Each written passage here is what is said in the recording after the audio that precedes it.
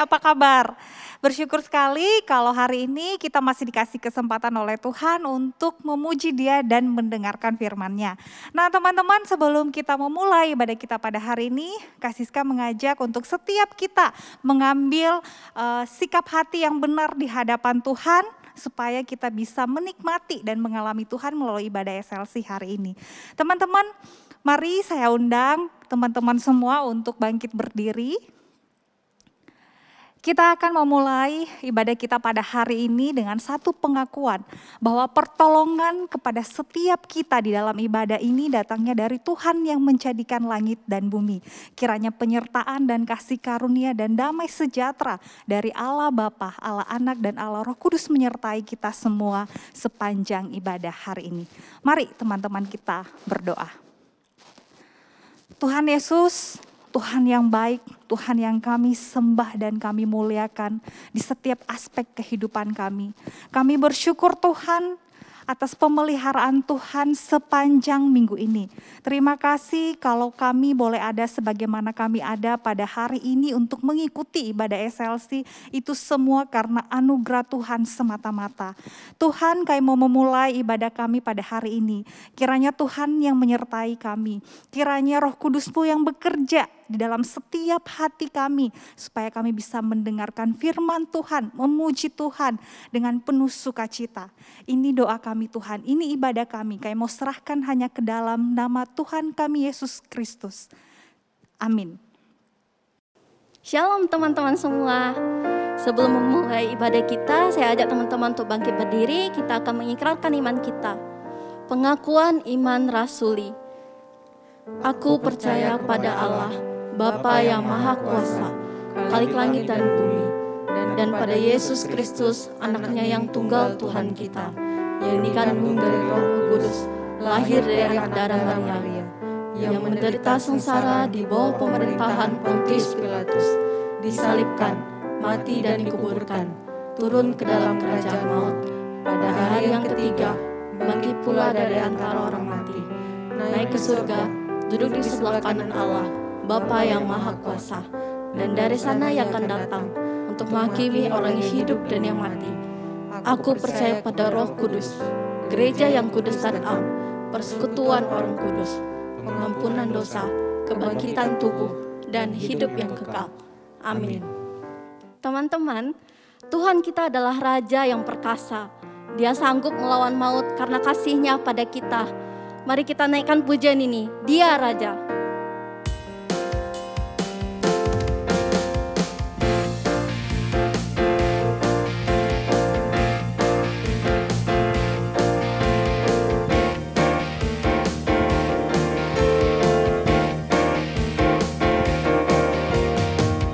Bersyukurlah kepadanya, bawalah pujian baginya, karena Dia Raja, oh Dia yang perkasa. Tuhanlah kekuatanku, mazmur dan keselamatanku, Dia penolongku, yang beri hidupku. Kau yang berjaya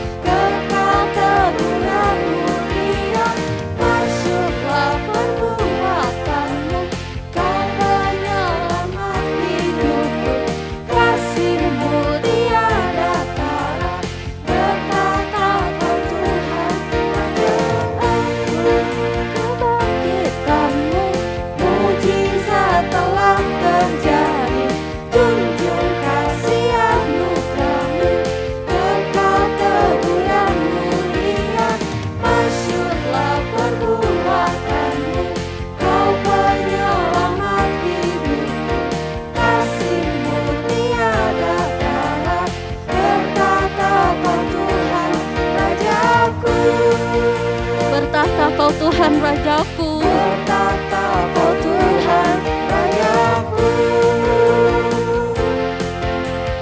Bertata Kau Tuhan Rajaku.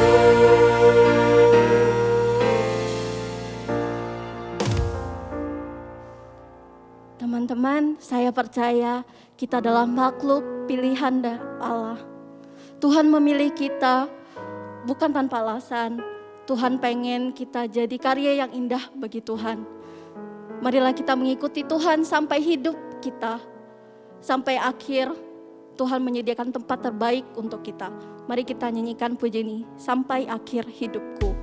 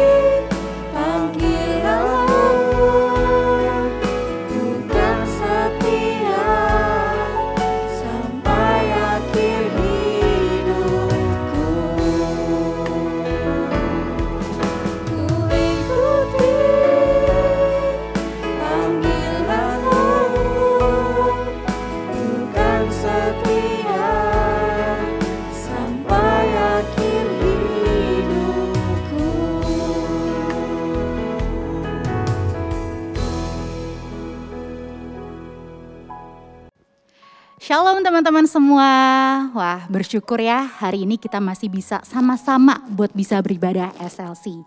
Yuk, sebelum kita mendengarkan firman Tuhan, kita siapkan hati kita mau berdoa kepada Tuhan. Mari kita berdoa. Bapa kami dalam surga, thank you Tuhan untuk hari ini. Terima kasih kalau Tuhan masih memberikan kami kesempatan untuk kami bisa hidup. Bahkan kami boleh menjalani aktivitas kami sehari-hari dengan baik. Itu semua hanya karena anugerah Tuhan. Dan hari ini Tuhan, ketika kami ingin mendengarkan firman Tuhan, Tuhan tolong sertai setiap kami. Baik kami yang menyampaikan maupun setiap kami yang mendengarkan. Biarlah setiap kami boleh menjadi pelaku-pelaku firman-Mu. Terima kasih Tuhan Yesus, di dalam nama Tuhan kami Yesus Kristus, kami sudah berdoa dan mengucap syukur. Amin. Nah teman-teman, hari ini kita akan belajar tentang satu tema yang sangat menarik ya, yaitu soal My Journey Momentum. Berbicara soal momentum, ketika dulu Cece waktu masih kecil, sekolah ya di belajar peta Indonesia. Di sana ada 5 benua yang besar ya, ada Sumatera, Jawa, Kalimantan, Sulawesi, dan Papua. Nah ketika belajar itu sama sekali nggak pernah terlintas di pikiran Cece untuk wah, aku tuh akan tinggal di Pekanbaru, akan hidup di sana, akan melayani Tuhan di sana. No, nggak ada, nggak terbesit gitu ya. Nah mungkin ada teman-teman yang mikir loh, emang Cece ternyata bukan orang Pekanbaru. Bukan ya, dari logatnya aja udah beda ya. Cece ini orang Jawa, orang Sidoarjo.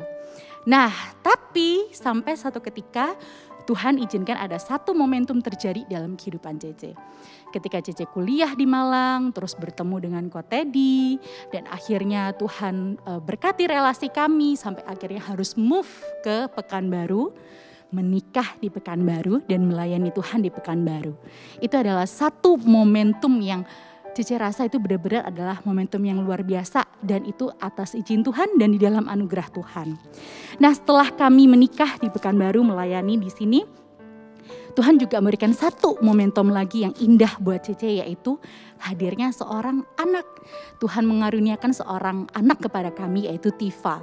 Wah rasanya luar biasa banget ya, dari anak yang tumbuh, dari anak, remaja, pemuda, akhirnya berelasi, menikah, dan akhirnya Tuhan percayakan seorang anak.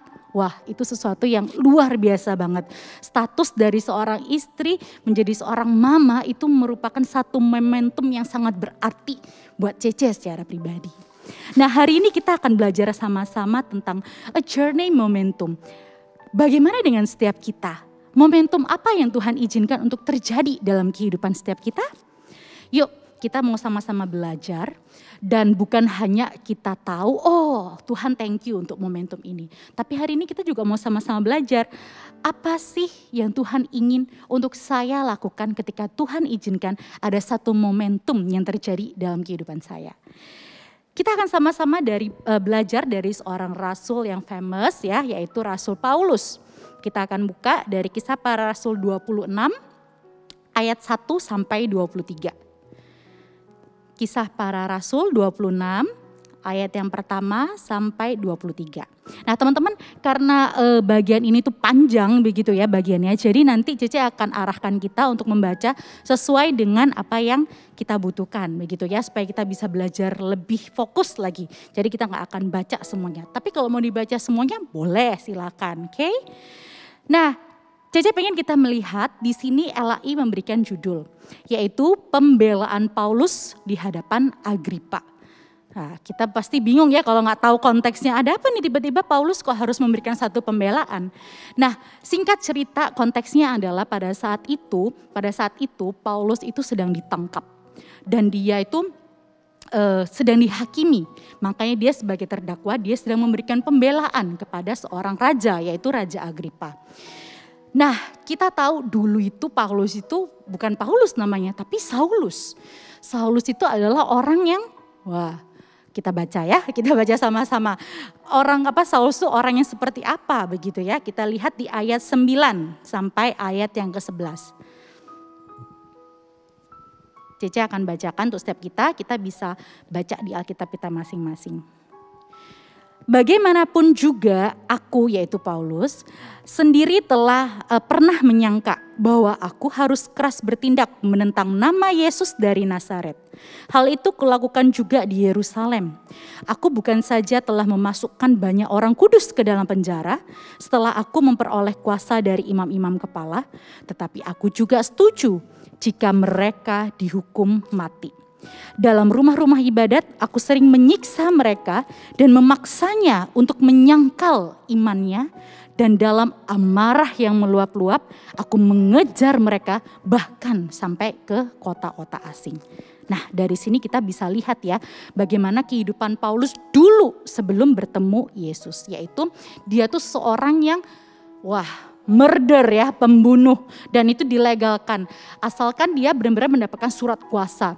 Jadi dia akan mengejar setiap orang yang percaya kepada Kristus, dia akan suruh orang itu untuk menyangkal imannya kepada Kristus, dan kalau orang tersebut tidak mau menyangkal imannya kepada Kristus, hukumannya hukuman mati. Nah, sebengal itu ya si Paulus sebelum mendapatkan momentum yang Tuhan izinkan terjadi. Nah, kita lanjut. Tuhan memberikan satu momentum di dalam hidupnya. Ayat ke-12 sampai ke-18 kita akan baca bersama-sama ya. Dan dalam keadaan demikian, ketika aku dengan kuasa penuh dan tugas dari imam-imam kepala sedang dalam perjalanan ke Damsyik, tiba-tiba ya Raja Agripa, pada tengah hari bolong aku melihat di tengah jalan itu cahaya yang lebih terang daripada cahaya matahari turun dari langit meliputi aku dan teman-teman seperjalananku. Kami semua rebah ke tanah dan aku mendengar suatu suara yang mengatakan kepadaku dalam bahasa Ibrani, "Saulus, Saulus, mengapa engkau menganiaya aku? Sukar bagimu menendang kegalah rangsang." Tetapi aku menjawab, "Siapa engkau Tuhan?"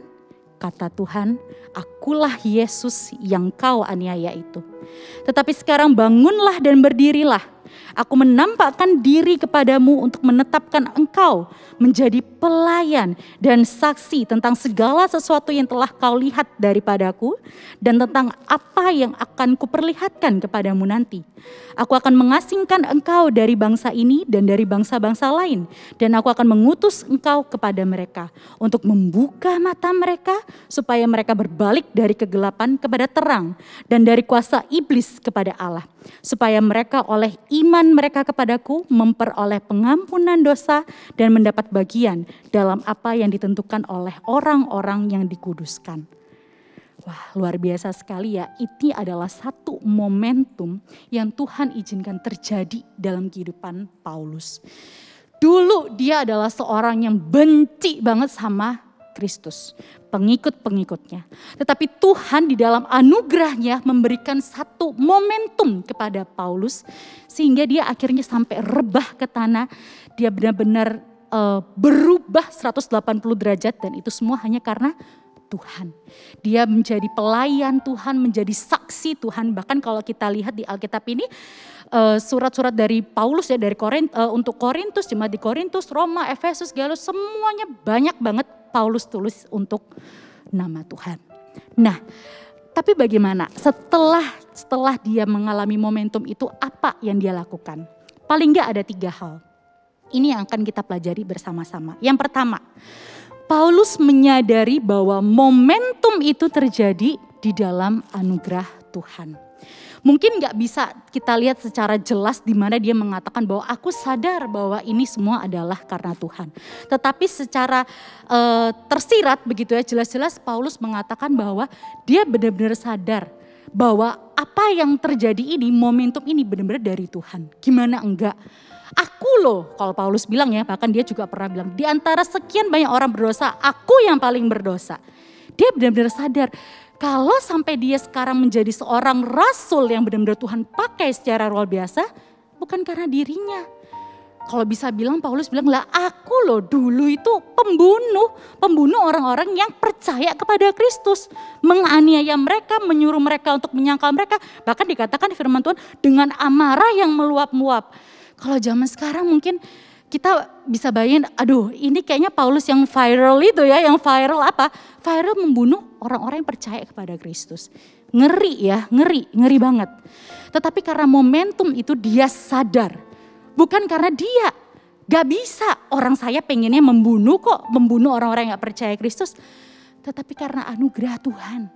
Karena atas seizin Tuhan, di dalam anugerah Tuhan, Tuhan menyapa Paulus. Tuhan membuat Paulus menjadi bertobat, berbalik, menjadi pelayan Tuhan, menjadi saksi Tuhan. Gak ada yang kebetulan.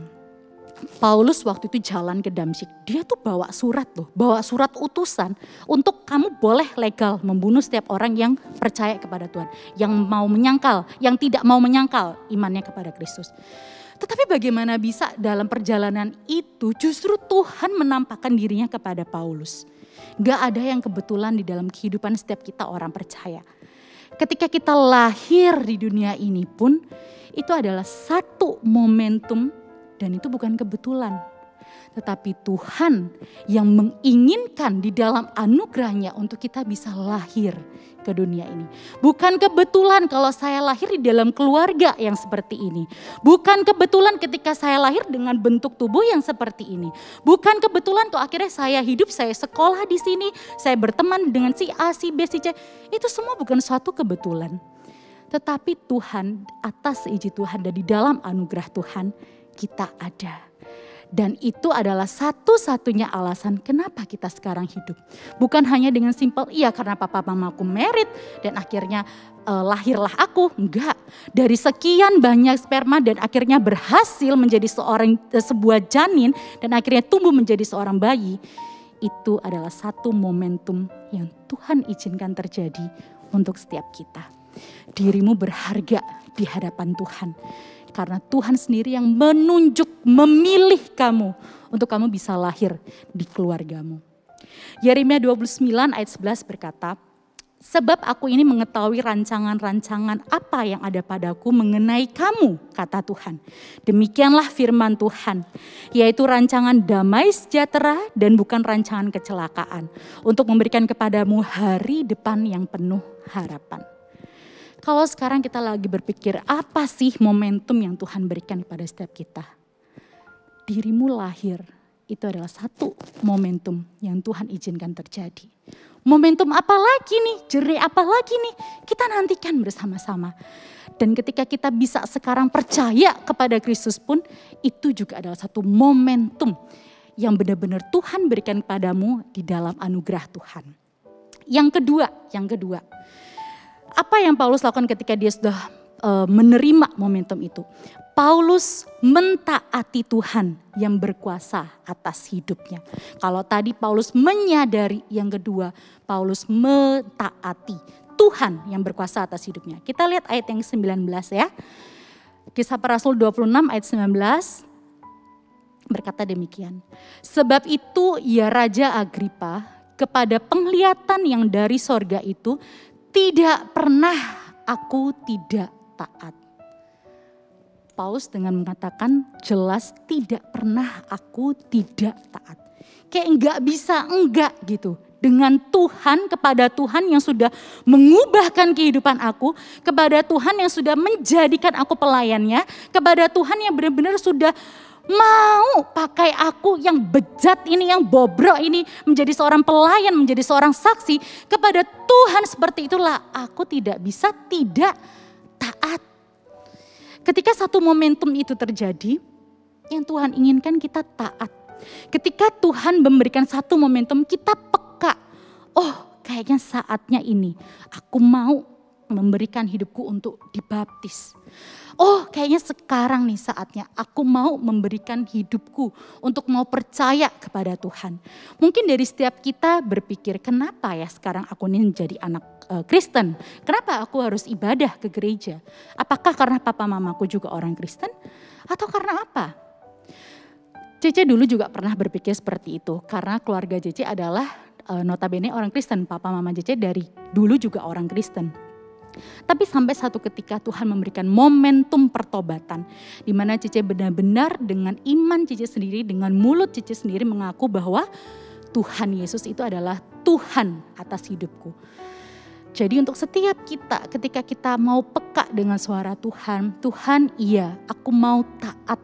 Ketika Tuhan sudah panggil, ayo kamu sekarang saatnya umurmu sudah cukup, kamu boleh dibaptis mengaku dengan iman, mengaku dengan mulutmu melalui imanmu bahwa engkau adalah anak-anak Tuhan. Ayo.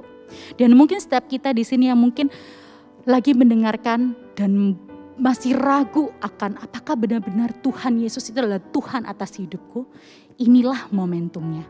Tuhan ingin untuk bisa kamu benar-benar percaya bahwa Tuhan Yesus sanggup mengubahkan kamu. Kalau Tuhan Yesus saja sanggup mengubahkan seorang Paulus yang dulunya adalah seorang pembunuh ya, lebih parah ya, lebih bejat, lebih bobrok. Tuhan Yesus juga sanggup mengubahkan hatimu untuk bisa percaya kepada Tuhan. Asalkan kita taat kepada Dia. Dulu waktu Cece mau menjadi hamba Tuhan, mungkin ada sebagian dari kita berpikir, iya ya gimana ceritanya dulu Cece kok bisa memutuskan untuk menjadi hamba Tuhan. Alasannya sedikit konyol, tetapi sekarang Cece bisa melihat bahwa itu sebenarnya bukan hal yang konyol. Karena di dalam Tuhan gak ada yang kebetulan, sekali lagi gak ada yang konyol. Tuhan mau memakai segala cara untuk bisa memanggil anaknya, tinggal anaknya mau taat atau enggak. Waktu dulu Cece lagi bergumul, sebenarnya Cece itu salah ikut camp ya. Kalau di sini mungkin camp atau retreat seperti itu ya. Jadi sebenarnya salah ikut camp. Waktu SMP dulu gereja bilang, ini ada camp gitu loh, kamu mau ikut enggak? Nah namanya juga liburan gitu ya. Kalau nggak pergi kemana-mana seharusnya pengen pergi liburan. Tetapi pada waktu itu nggak liburan, keluarga Cece nggak liburan. Jadi waktu diajak ada camp, oh yaudahlah bolehlah buat isi waktu liburan ya. Daripada suntuk di rumah ngapain kan. Akhirnya Cece pergi camp. Tapi Cece kaget kok yang ikut sedikit ya. Cuman ya udahlah tetap positive thinking aja gitu ya. Yang penting udahlah liburan aja. Sampai di sana waktu malam pertama WL-nya tanya gitu. Apa tujuan kalian datang ke tempat ini? Wah kalimat pembukanya gitu ya supaya icebreaker gitu. Terus ya kamu apa tujuanmu apa datang ke sini?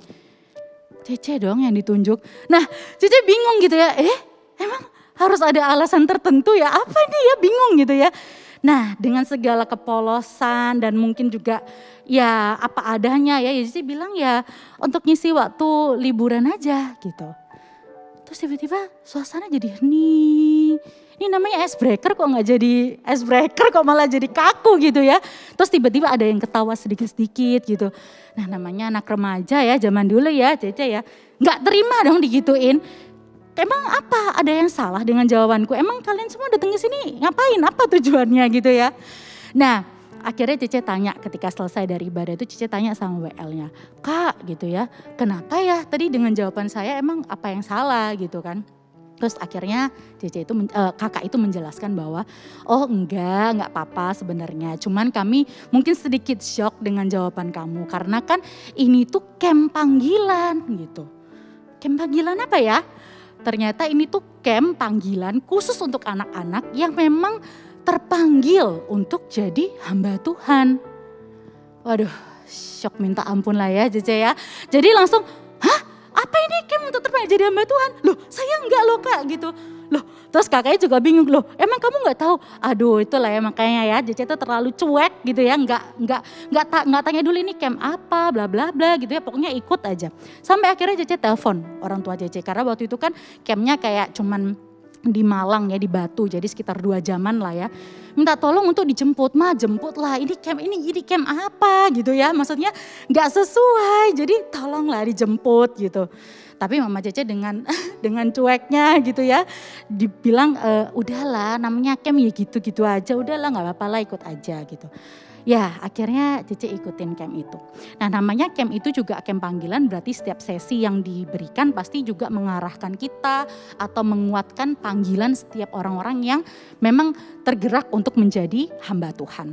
Sampai akhirnya di satu malam terakhir ada malam dedikasi. Atau ya malam terakhir, malam dedikasi, malam untuk kita menyerahkan diri kita yang benar-benar mau jadi hamba Tuhan. Kita bentuk lingkaran, kita duduk di lingkaran gitu, di tengah ada satu lilin yang menyala, setiap kita punya lilinnya masing-masing yang belum menyala. Akhirnya pemimpinnya mengatakan, oke, sekarang gitu ya, siapa yang benar-benar mau menyerahkan dirinya untuk menjadi hamba Tuhan, kalian boleh maju dan nyalakan lilin kalian itu dan kembali ke tempat kalian. Nah, Cece masih ingat banget pada saat itu. Memang suasananya itu agak lampu dimatikan, namanya juga malam dedikasi ya, lampu dimatikan. Tapi yang pasti itu tuh dingin, udah itu di batu, terus pakai nyalain AC ya kan, dingin banget. Tapi Cece tuh bisa berkeringat sampai bergulir-gulir gitu loh ya. Karena apa? Karena Cece tuh gak mau taat sama Tuhan, gak mau. Cece tolak Tuhan berkali-kali ketika Tuhan dengan lembut bilang, ayo Bita, aku mau pakai kamu untuk menjadi anakku, menjadi hamba Tuhan secara full time. Waduh, Cece bergejolak di dalam hati bilang, Tuhan sungguhan aku tuh gak mau, aku tuh benar-benar mau jadi anak Tuhan kok, benar-benar akan melayani Tuhan kok. Tapi ya gak jadi hamba Tuhan juga gitu loh ya, maksudnya gak jadi full timer juga gitu ya. Enggak lah Tuhan, enggak please, enggak gitu. Tapi terus suara itu dengan jelas mengatakan, ayo Bita, kamu maju, aku mau pakai kamu menjadi hamba Tuhan secara full time. Waduh, Cece benar-benar ya berkeringat, padahal udara itu dingin, dan itulah namanya peperangan rohani gitu ya. Benar-benar gak kelihatan secara kasat mata, tapi benar-benar karena di dalam tuh Cece menolak, Cece tuh gak taat sama Tuhan. Sampai akhirnya Cece nyerah. Cece bilang sama Tuhan, Tuhan oke, saya akan maju nyalakan lilin. Tapi tolong Tuhan ya yang konfirmasi ke orang tua Cece, ke teman-teman Cece. Bilang ya ke mereka pokoknya kalau saya ini, engkau yang panggil saya ini jadi hamba Tuhan. Dah akhirnya Cece taat, Cece maju, Cece nyalakan lilin, Cece kembali. Dah setelah itu langsung damai gitu. Udah gak keringetan lagi, damai dan suara itu juga berhenti, tidak terus ayo begitu ya. Tapi benar damai gitu ya. Nah terus selanjutnya seperti apa? Mungkin next time Cece bisa cerita ya, karena itu cukup panjang. Karena gak stop sampai di sana pergumulan untuk menjadi hamba Tuhan. Tetapi Cece mau share bahwa ketika Tuhan memberikan satu momentum pada saat itu adalah ketika Tuhan panggil Cece untuk menjadi hamba Tuhan, kita harus taat. Ketika kita tidak taat, kita tidak akan pernah bisa menerima momentum itu dengan sukacita.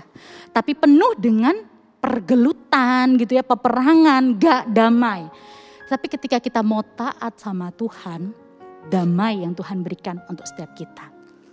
Yang terakhir, yang ketiga, setelah kita menyadari, mentaati Tuhan. Yang ketiga sama seperti yang Paulus katakan, yaitu Paulus menyaksikan, menjadi saksi momentum yang telah terjadi dalam kehidupannya.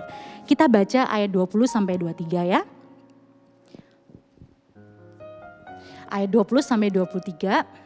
Tetapi mula-mula aku memberitakan kepada orang-orang Yahudi di Damsyik, di Yerusalem dan di seluruh tanah Yudea, dan juga kepada bangsa-bangsa lain, bahwa mereka harus bertobat dan berbalik kepada Allah serta melakukan pekerjaan-pekerjaan yang sesuai dengan pertobatan itu. Lanjut ayat yang ke-22. Tetapi oleh pertolongan Allah aku dapat hidup sampai sekarang dan memberi kesaksian kepada orang-orang kecil dan orang-orang besar. Dan apa yang kuberitakan itu tidak lain daripada yang sebelumnya telah diberitahukan oleh para nabi dan juga oleh Musa.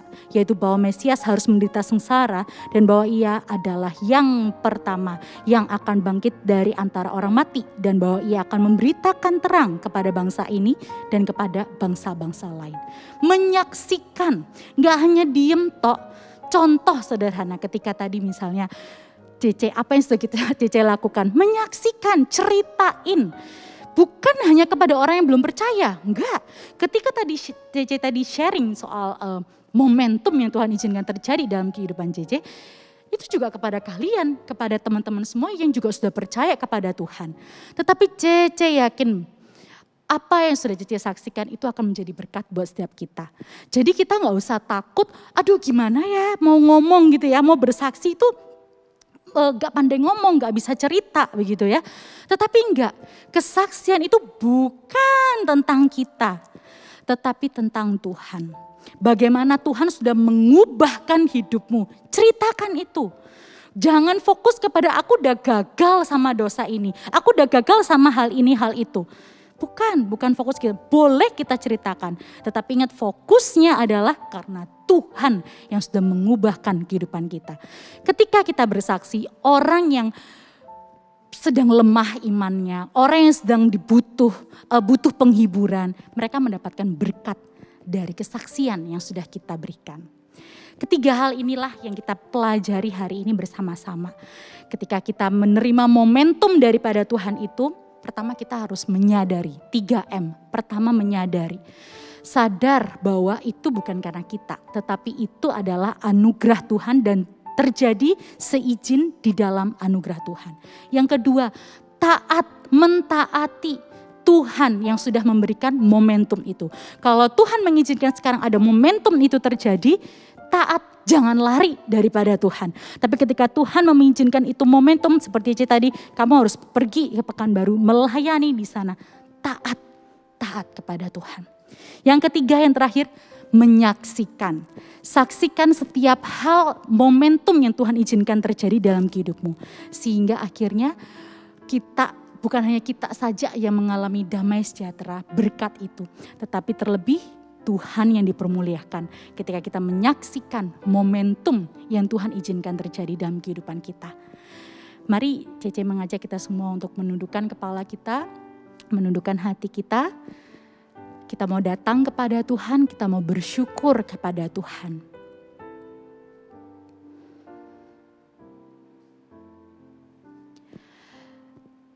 Bapa kami dalam surga, kami bersyukur untuk journey momentum yang Tuhan izinkan terjadi dalam kehidupan kami. Tuhan, mungkin selama ini kami sering lupa atau mungkin mengabaikan atau mungkin tidak menyadari bahwa sebenarnya ketika Tuhan memberikan kami satu momentum, ketika kami lahir di dunia ini, ketika kami lahir di tengah-tengah keluarga kami, ketika kami bisa mengenal Engkau dan percaya akan Engkau, itu adalah satu momentum yang Tuhan sudah berikan untuk setiap kami. Ajarkan kami Tuhan untuk kami bisa mentaati. Bahkan kami juga bisa menyaksikan setiap journey momentum yang Tuhan izinkan terjadi dalam kehidupan kami. Dan kami yakin Tuhan, biarlah Engkau sendiri yang akan menolong dan memampukan kami untuk kami bisa menjadi pelaku-pelaku firman-Mu. Satu hal Tuhan, biarlah Engkau sendiri yang boleh merendahkan kami serendah-rendahnya ketika kami menyaksikan kebaikan Tuhan. Dan biarlah nama Tuhan saja yang boleh dipermuliakan dalam hidup kami. Terima kasih Tuhan, kami menyerahkan setiap diri kami masing-masing di tengah-tengah segala pandemi yang ada, segala pergumulan yang ada.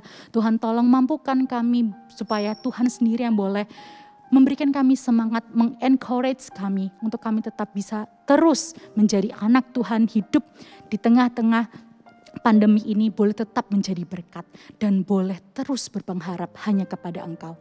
Thank you Tuhan, kami menyerahkan hari ini ke dalam tangan Tuhan. Di dalam nama Tuhan kami Yesus Kristus, kami sudah berdoa dan mengucap syukur. Amin. Tuhan Yesus memberkati. Teman-teman, sebelum kita mengakhiri ibadah kita pada hari ini, saya undang teman-teman bangkit berdiri, kita akan menaikkan pujian doksologi.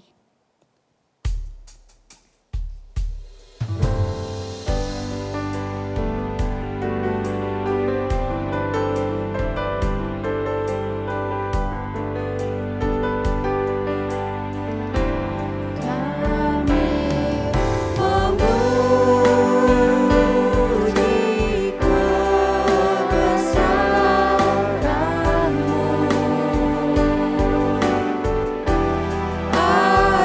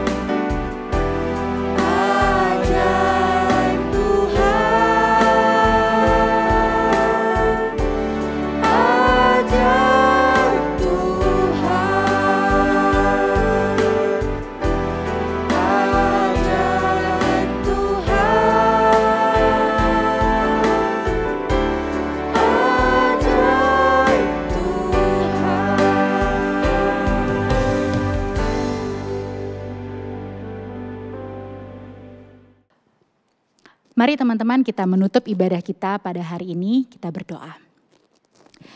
Bapa kami dalam surga, terima kasih Tuhan untuk hari ini. Kami boleh bersama-sama ibadah. Kami bersyukur ada kesempatan kami meskipun tidak sama-sama secara offline kami bisa bertemu rekan-rekan kami. Tetapi kami yakin dan percaya Tuhan, hati kami yang Tuhan boleh persatukan ketika kami beribadah, ketika kami memuji Tuhan, ketika kami mendengarkan firman-Mu. Kami yakin dan percaya Engkau hadir di setiap kami. Terima kasih Tuhan Yesus, kami menyerahkan setiap hidup kami ke dalam tangan Tuhan. Biarlah Engkau sendiri yang boleh menolong dan menyertai setiap kami. Biarlah damai sejahtera daripada Tuhan Yesus Kristus menyertai setiap kita. Boleh memampukan setiap kita untuk kita bisa melakukan firman-Nya hari lepas hari. Amin.